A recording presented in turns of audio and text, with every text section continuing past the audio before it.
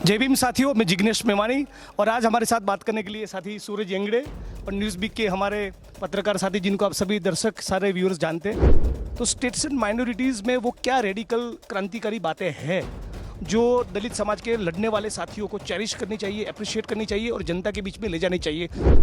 बाबा Saheb Ambedkar minority की जो definition है सोशल एंड इकोनॉमिक बैकवर्डनेस पे करते हैं। पिछले 8-9 साल के दौरान ये जो आरएसएस बीजेपी की सरकार आई है उसके बाद एट्रोसिटीज के मामले में आपने क्या फर्क देखा है? वैसे तो मुझे ये सवाल आप लोगों से पूछने थे, बट आज उस भूमिका में आप हैं तो मुझे अच्छा लग रहा है कि मैं जवाब दे रहा हूँ। इतने सारे हीनियस क्राइम हमारे दलितों के ऊपर हो रहे हैं। एनसीआरबी का डेटा कहता है कि every day more than 100 cases of atrocities are being registered in this nation. सरकार ये चाहती है कि सफाई कर्मी और उसका बेटा गटर में उतरे और गटर में उतर के 300-400 रुपए के लिए मरे। ये सरकार चाहती है कि मैला ढोने की प्रथा, जिसमें एक इंसान दूसरे इंसान का अपने हाथों से गू उठाने के लिए मजबूर है, वो प्रथा जीवित रहे। सफाई कर्मी ऐसा ही है, सफाई का काम नहीं कर रहे। सफाई कर्मियों को सफाई काम करने में आध्यात्मिकता का आनंद मिल रहा है। अब हम नरेंद्र मोदी से कहें कि कभी आके आप भी तीर्थ का अनुभव कर ले, हमारा मैला उठा लें। आप भी कभी गटर में उतरिए तो आपको पता चले कि किस प्रकार का आध्यात्मिक आनंद वो होता है।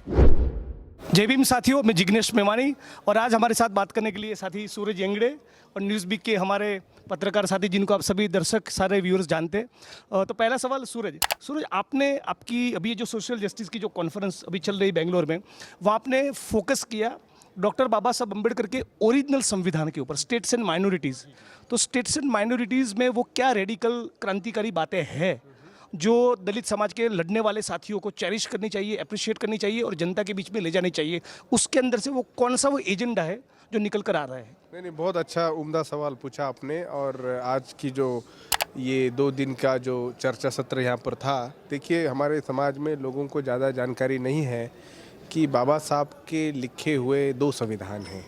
एक उनका स्वयं लिखा हुआ single authored all India schedule caste federation की तरफ से, और दूसरा जब वो संविधान सभा में गए और वहाँ पर उन्होंने भारत के संविधान की नींव रखी और उसको दिशा दी।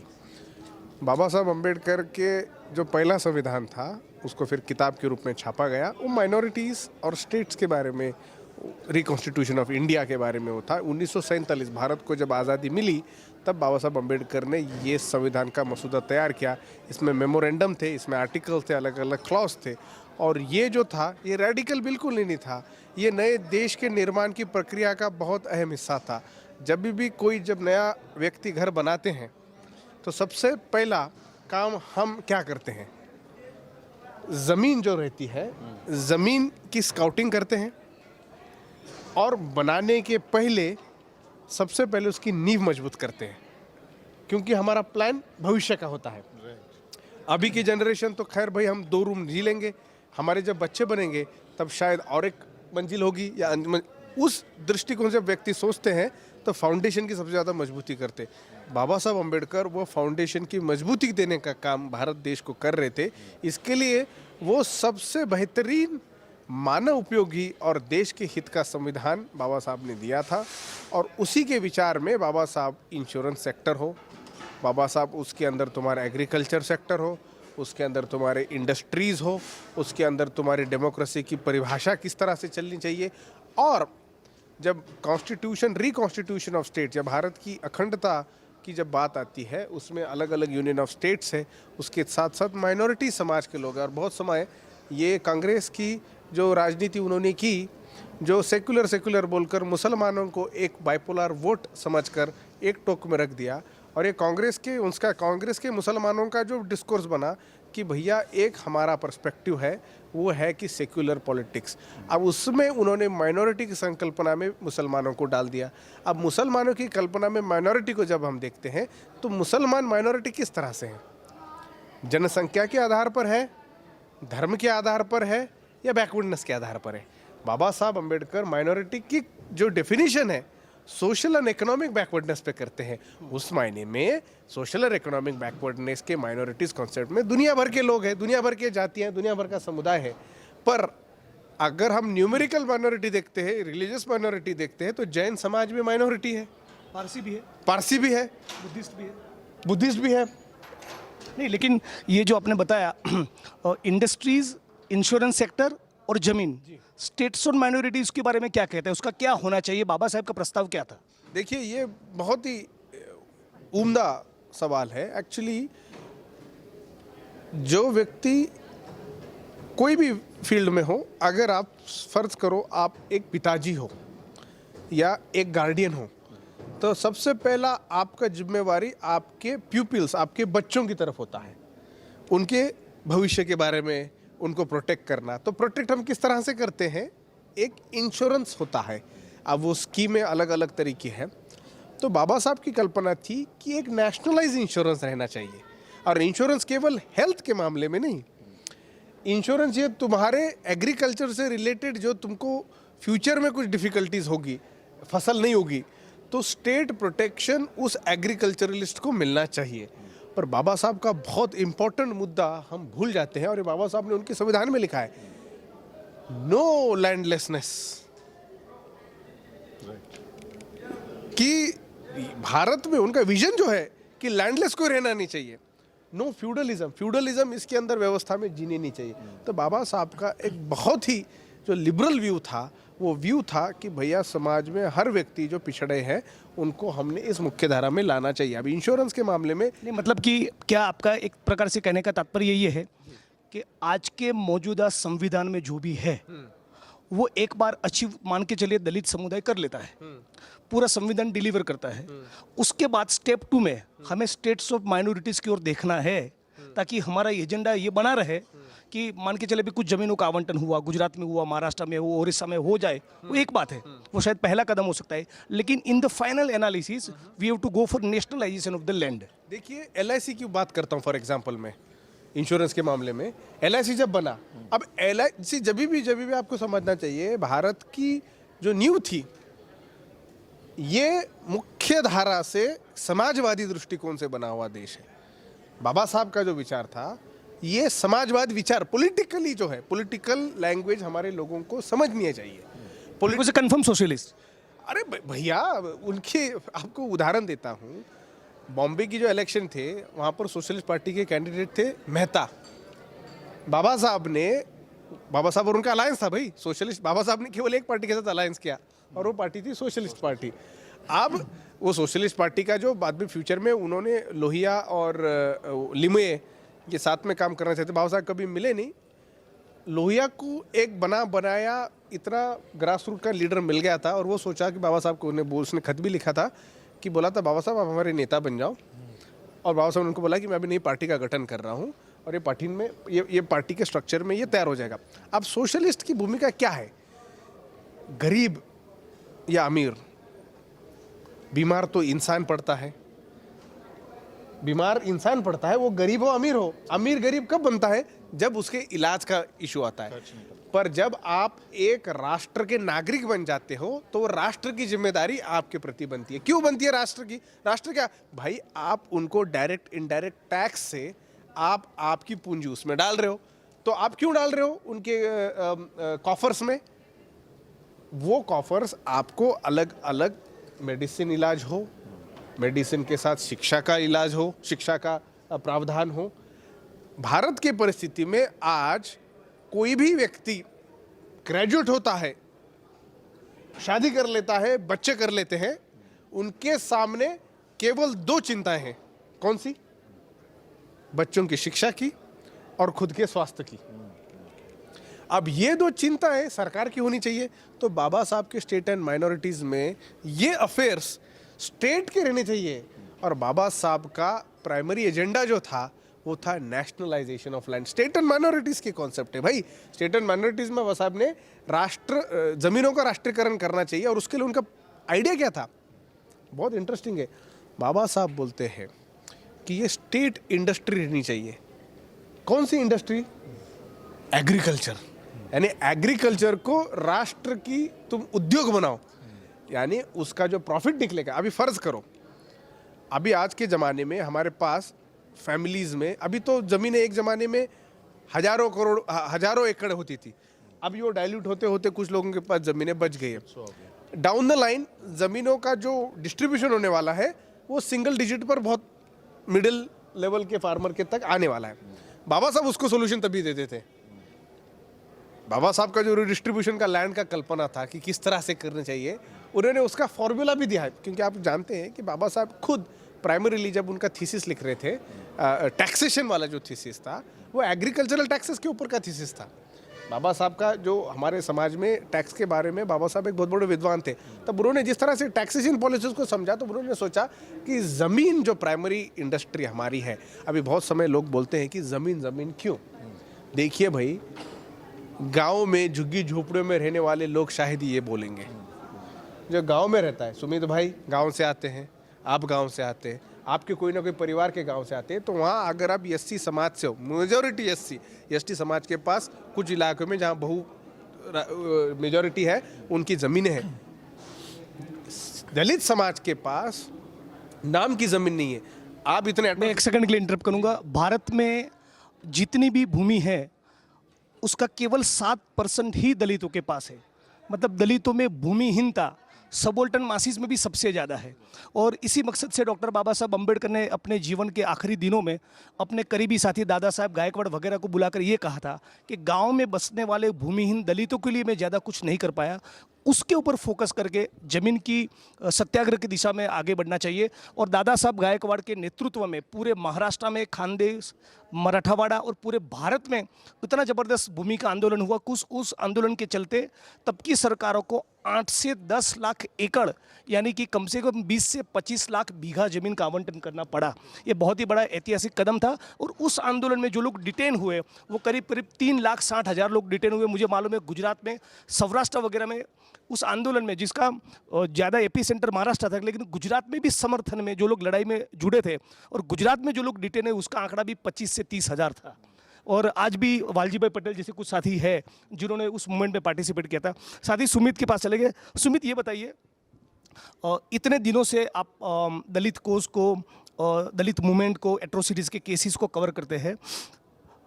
पिछले 8-9 साल के दौरान ये जो आरएसएस बीजेपी की सरकार आई है, उसके बाद एट्रोसिटीज़ के मामले में आपने क्या फ़र्क देखा है? वैसे तो मुझे ये सवाल आप लोगों से पूछने थे, बट आज उस भूमिका में आप हैं तो मुझे अच्छा लग रहा है कि मैं जवाब दे रहा हूँ। देखिए, जब से मोदी, आप भी ग्रास रूट पे रहते हैं, सारे मुद्दों को कवर करते हैं, तो आप भी बेहतर तरीके से जाते हैं। मेरा तो एक अपना फीडबैक है ही, मैं बीजेपी आरएसएस के खिलाफ खड़ा हूँ पॉलिटिकली, तो मैं तो वो राय रखूँगा। लेकिन आप ऑब्जेक्टिवली चीज़ों को देख पा रहे हैं, तो आपका भी व्यू महत्व रखता है। बिल्कुल। देखिए, अगर हम एनसीआरबी का डेटा देखें तो पिछले साल का ही अगर डेटा देखेंगे तो मोदी गवर्नमेंट के आने के बाद में एक साल में 13% का इजाफा हुआ, यानी 2021 के मुकाबले 2022 में 13% अपराध ज़्यादा बढ़े हैं। तो एट्रोसिटीज़ लगातार बढ़ रही हैं, और जितने भी खतरनाक केसेज हैं, चाहे वो हाथरस का हो या वो पाली का कांड हो, इंद्र मेघवाल वाला कांड हो, इस तरह के जो केसेज आ रहे हैं वो मोदी गवर्नमेंट में ही हुए हैं। मध्य प्रदेश में हमने देखा कि कैसे बीजेपी के नेता ने एक हमारे आदिवासी समाज के व्यक्ति के मुंह पे यूरिनेट किया। तो इस तरह की एकदम इनह्यूमन एक्टिविटी हो रही है। रोहित वेमुला को सुसाइड करने के लिए मजबूर किया, जिसको हम इंस्टीट्यूशनल मर्डर कहते हैं। ऊना की घटना हुई, दिल्ली में रविदास का मंदिर तोड़ा, भीमा कोरेगांव में फर्जी मुकदमे दर्ज करके साथी आनंद तेलतुंबड़े जैसे लोगों को नक्सलवादी बोल के जेलों में डाला। सहारनपुर में घर जले।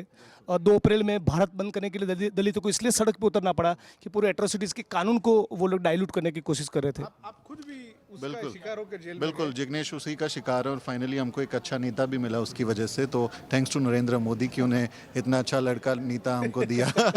ये एट्रोसिटी लगातार बढ़ रही हैं, और जैसे नरेंद्र मोदी का एक स्टेटमेंट, अगर आपको याद हो, उन्होंने मन से बोला था कि दलित को गोली मारने से पहले मेरे को गोली मारो। अगर आपको दलित मारना है तो मुझे मारो, मेरे दलित भाइयों को गोली मत मारो। ये मोदी का स्टेटमेंट था, लेकिन वो मंच से ही कहा उन्होंने, उसमें हकीकत में कोई काम नहीं किया। वो लगातार एट्रोसिटी हैं, आपने इतने सारे केस बताए, और ये लिस्ट इतनी लंबी है कि हम शाम तक बात कर सकते हैं। इतने सारे हीनियस क्राइम हमारे दलितों के ऊपर हो रहे हैं। एनसीआरबी का डेटा कहता है कि every day more than 100 cases of atrocities are being registered in this nation. वो इतना खतरनाक डेटा है जिसमें सालाना 50,000 से ज़्यादा केस दर्ज हो रहे हैं, और सरकार कुछ नहीं कर रही। सरकार ने बल्कि आप देखेंगे कि SC/ST के लिए जो वेलफेयर स्कीम्स का जो पैसा मोदी गवर्नमेंट ने बजट में एलोकेट किया, वो बजट इस बार घटा दिया गया है। जो मैनुअल स्क्वेंजर्स के बच्चों के लिए, उनके रिहेबिलिटेशंस के लिए प्रोग्राम होने थे, उसमें 1 लाख रुपया सिर्फ डोनेट किया इस बजट में, एंट्रीम बजट में। आप बताइए 1 लाख रुपए में कोई कैसे, कितने लोगों को उसका फायदा होगा? मतलब कि सरकार ये चाहती है कि सफाई कर्मी और उसका बेटा गटर में उतरे, और गटर में उतर के 300-400 रुपए के लिए मरे। ये सरकार चाहती है कि मैला ढोने की प्रथा, जिसमें एक इंसान दूसरे इंसान का अपने हाथों से गू उठाने के लिए मजबूर है, वो प्रथा जीवित रहे। उस प्रथा को ख़त्म करने के लिए स्पेशल कानून बना, लेकिन उस कानून को लागू करने के लिए जो बजट चाहिए वो पूरा बजट इस सरकार ने साफ कर दिया। और मानो मजाक कर रहे हो, उसे केवल 1 लाख रुपया उस बजट के तौर पे रखा है। और मैं आपके साथ शेयर करना चाहूँगा, आपने अच्छा मुद्दा उठाया। और मोदी जी ने कर्मयोगी नाम की एक किताब लिखी थी, और उस किताब में यहाँ तक लिखा है कि सफाई कर्मी ऐसा ही है, सफाई का काम नहीं कर रहे, सफाई कर्मियों को सफाई काम करने में आध्यात्मिकता का आनंद मिल रहा है। किसी तीर्थ पे जाने जैसा अनुभव होता है। जब वो हाथ से किसी का मैला उठाते हैं तो उनको ऐसा लगता है कि वो तीर्थ कर रहे हैं। अब हम नरेंद्र मोदी से कहें कि कभी आके आप भी तीर्थ का अनुभव कर लें, हमारा मैला उठा लें। आप भी कभी गटर में उतरिए तो आपको पता चले कि किस प्रकार का आध्यात्मिक आनंद वो होता है। इस तरह की उनकी मानसिकता है। तो वो जो कास्ट हार्मनी की बात करते हैं ना, जिसको जातीय समरसता वो कहते हैं कि ठीक है, आप जातियों के बीच में अनटचेबिलिटी मत करो, लड़ाई झगड़ा मत करो, लेकिन जातियों को बनाए रखो। जो इनके हेडगवार का, गुरु गोलवलकर का, सावरकर का आइडिया ऑफ कास्ट हार्मनी है, वो यही है कि जातियां बनी रहें और सब लोग अपनी जाति के हिसाब से काम करें। तो आपके जाति के हिसाब से क्या काम करना, मैं चमार जाति का हूं तो मैं क्या करूं, मैं चमड़ा छीलूं। कोई भंगी जाति का आदमी है तो वो क्या करेगा, वो आपका गटर साफ करेगा। कोई धोबी है तो वो आपका कपड़ा धोएगा। कोई मोची है तो वो आपका जूता बनाएगा। इस तरह से ये चाहते हैं कि हम सब, अब देखिए प्रधानमंत्री ने एक योजना बनाई है, प्रधानमंत्री विश्वकर्मा योजना, जिसमें वो कह रहे हैं कि हम कौशल स्किल्स डेवलपमेंट के नाम पे आपको आपकी जाति के पेशे की ट्रेनिंग दे रहे हैं। हम कह रहे हैं कि जाति एनिलिशन ऑफ कास्ट होना चाहिए, जाति का विनाश होना चाहिए और सबको समान अवसर मिलने चाहिए दूसरे कामों के लिए, पढ़ाई लिखाई में, नौकरी में। लेकिन मोदी कह रहे हैं कि आप उन्हीं काम को कीजिए ना जो आपकी जाति के आपके बाप दादा मतलब कि मैला ढो रहे तो और बेहतर तरीके से मैला कैसे ढोए उसका ट्रेनिंग देंगे। ऐसा नहीं कि उस काम में से आपको बाहर निकाले, वो पेशा, वो प्रोफेशन कास्ट न्यूट्रल बने। इनको चाहिए भी कि सस्ता लेबर इनको मिले। अब ये बड़े अपार्टमेंट्स में जब रहेंगे तो इनके गटर की सफाई, इनके घर की सफाई, इनको झाड़ू पोछा, इनके कार पे कपड़ा मारने के लिए, इनके कपड़े धोने के लिए कहाँ से आएगा। तो ये एक डेलिब्रेटली इनका अटैक है कि जो दलित बहुजन समाज के लोग हैं उनको इसी तरह का सस्ता लेबर के रूप में वो प्रोड्यूस करें। क्योंकि आप देखें हमारे रिजर्वेशन पर लगातार हमला हो रहा है। सरकारी सेक्टर्स में जितने भी PSUs थे सबको प्राइवेट किया तो रिजर्वेशन ख़त्म हुआ। उसके अलावा जो लेटरल एंट्रीज़ में जो अभी अपॉइंटमेंट सरकार कर रही है उसमें कोई SC ST OBC नहीं है। तो ये दैट्स मीन ये चाह रहे हैं ना कि हमारे लोग जो हैं वो अब फर्स्ट जनरेशन, सेकंड जनरेशन जैसे पढ़ के आ रहे हैं, अब उनकी नेक्स्ट जनरेशन कम से कम ना पढ़े। बिल्कुल, मतलब कि महाराष्ट्र में अभी कोई मुझे बता रहा था कि 67,000 सरकारी स्कूल बंद होने वाले हैं। तो दलित, आदिवासी, OBC, DNT, मुसलमान, ये गरीब तबकों के बच्चे पढ़ न पाए, एक। और दूसरी तरफ महंगाई इतनी भयंकर है कि जो मिडिल क्लास और लोअर मिडिल क्लास का जो व्यक्ति दलित आदिवासी बैकग्राउंड से है वो शिक्षा को अफोर्ड नहीं कर सकता। 3 साल तक 51 लाख के करीब आदिवासी और दलित विद्यार्थियों की स्कॉलरशिप, प्रोफेसर सुखदेव थोराट जो महाराष्ट्र उन्हीं का स्टडी है, 3 लाख तक 50-55 लाख दलित आदिवासी विद्यार्थियों की स्कॉलरशिप ब्लॉक करके रखी। नई सरकारी नौकरी में भर्ती हो नहीं रही है, रिक्त पदों को भरा नहीं जा रहा है। जहाँ पर भी थोड़ी बहुत भी भर्ती हो रही है वहाँ आरक्षण की योजना को लागू नहीं किया जा रहा है। और आरक्षण को लागू किया जा रहा है तो तभी जब आप कॉन्ट्रैक्चुअल कर्मचारी के तौर पर 8 घंटे के 12,000 रुपये लेने के लिए तैयार है। मतलब कि पूरा पिछले 60-70 साल के दौरान कॉन्स्टिट्यूशन ने थोड़ा बहुत भी जो डिलीवर किया था, जिसके कारण दलित समाज के व्यक्ति बैंकों में गए, LIC में गए, ONGC में गए, IOC में गए, पटवारी बने, टीचर बने, IAS बने, IPS बने, MP बने, MLA बने। ये दलितों का एक सब्सटेंशियल जो मिडिल क्लास तैयार हुआ था, जो हमारी रैलियों में, धरनों में, आंदोलन में थोड़ा बहुत चंदा देता है, पैम्फलेट छपवाने का खर्चा उठाता है, ये दलितों का मिडिल क्लास भी एग्जिस्ट न करे। मतलब अब तक जो भी एक साइलेंट रेवोल्यूशन कॉन्स्टिट्यूशन के जरिए हो रहा था उसको उल्टा करके एक प्रतिक्रांति, एक काउंटर रेवोल्यूशन RSS, भाजपा और मोदी ने अनलिश किया है। तो इसके खिलाफ की लड़ाई हम लोग कैसे लड़े? देखिए, मुझे कई बार ये सब मैं देखता हूँ थोड़ी निराशा होती है कि यार बड़ा अंधकार में समय आ गया, क्या होगा। लेकिन फिर मैं अपने जब पुरखों की लड़ाई को देखता हूँ तो मुझे लगता है कि यार वो जब लड़ रहे थे तो उनके सामने और भी ज़्यादा मुश्किल हालात थे। और हम लोग जो है ना, वी आर बोर्न फाइटर। मैंने कई बार इस बात को दोहराया कि आपने हमको गांव से बाहर फेंक दिया कि आपकी हवा के साथ भी आपकी गंदगी, स्मेल ना आए हमारे साथ में। अब गांव के बाहर जंगल में हम लोग रह रहे थे, तो जंगल में हमारी किससे लड़ाई हो रही थी? जानवरों से लड़ाई हो रही थी। हमारे यहाँ वाघ मारे, सिंह मारे जैसे टाइटल हैं, तो जंगल के जानवरों से हम लोग लड़ रहे थे, तो हम वहाँ बच गए। आपने हमें खाना नहीं खाने दिया तो हमने मरे हुए जानवर का मांस खाया। मुर्दैया पढ़िए आप तुलसीराम की, आप वाल्मीकि की जूठन पढ़िए तो आपको समझ में आएगा कि वो पीड़ा क्या है। हम वो सड़ा हुआ मांस खा के भी जिंदा रह गए। आपने हमको पानी नहीं पीने दिया तो हमने वो मैला पानी, प्रदूषित पानी पिया, वो पी के भी हम लोग जिंदा रह गए। तो मैं मानता हूँ कि वी आर बोर्न फाइटर्स। हम लोग मतलब इतनी आसानी से मरने वाले नहीं हैं। आप गैस चैम्बर में भी डाल के हमको मार डालोगे ना, तब भी हमारा एक आध आदमी रहेगा और वो लड़ाई लड़ता रहेगा। तभी तो बाबा साहब अम्बेडकर ने कहा था, शिक्षित बनो, संगठित बनो और संघर्ष करो। तो ये संघर्ष जारी रहेगा, संघर्ष करते रहेंगे, लड़ाई लड़ते रहेंगे। बहुत ही मुश्किल घड़ियाँ है, काले बादल छाए हैं, संघर्ष के दिन आए, तो ये संघर्ष चलता रहेगा। साथ ही सुमित का शुक्रिया था, बहुत उम्दा पत्रकारित्व कर रहे हैं और बहुत से एट्रोसिटीज़ के मामलों में, और उसके अलावा भी बहुजन समाज, दलित, आदिवासी, ओबीसी, डीएनटीस, मुस्लिम, उसके जो भी उनके जीवन के पहलू है, उनके लेकर जो भी योजनाएं बनी हैं, उसके बहुत से पहलू के ऊपर वो कवर करते रहते हैं और उनके कारण बहुत से मुद्दे हम लोगों को भी पता चलते हैं, फिर हम लोग भी उस कंसर्न को, इस इश्यूज़ को रेज करते हैं। साथ ही सूरज भी लगातार अभी उनका दूसरा PhD चल रहा है ऑक्सफोर्ड से, और हार्वर्ड से एक PhD किया, दूसरा PhD भी ऑक्सफोर्ड से, साउथ अफ्रीका से किया, और वो भी बार बार इंडिया आते रहते हैं और सारे कार्यक्रमों में पार्टिसिपेट करते हैं, रैलियों में, धरनों में, सेमिनार में, कॉन्फ्रेंसिस में। तो ये लड़ाई, ये संघर्ष, ये संवाद जातू रहेगा। या बहुजन जो कल्पना है, इसमें सभी आ गए, दलित आ गया, पिछड़ा आ गया, आदिवासी आ गए, SC, डीएनटीज भी आ गए। नहीं, बहुजन बहुत बड़ी कल्पना है। तो हमको हमारे राजनीति का दृष्टिकोण बहुजन रखना है। उसमें ना दलित करना है, ना आदिवासी करना है, ना DNT करना है, ना फलाना पिस्तान। बहुजन ये यहाँ के मूल निवासियों की पहचान है, जो समान हक के लिए लड़ने वाली कौम है। उसमें फिर बहुजन के दृष्टिकोण से, तो हमारे समाज में आजकल शब्दों को लेकर थोड़ी सी कन्फ्यूजन है, तो इसके लिए मैं सोचा उनके इसके लिए, तो हमारी राजनीति बहुजन राजनीति, हमारी पत्रकारिता बहुजन पत्रकारिता है। यहाँ की ब्राह्मणी व्यवस्था ने हमको विभाजन किया जाति के हिसाब से। हमारा लक्ष्य है सबको इंसान की तरफ से जोड़ना यानी बहुजनवाद को आगे बढ़ाना।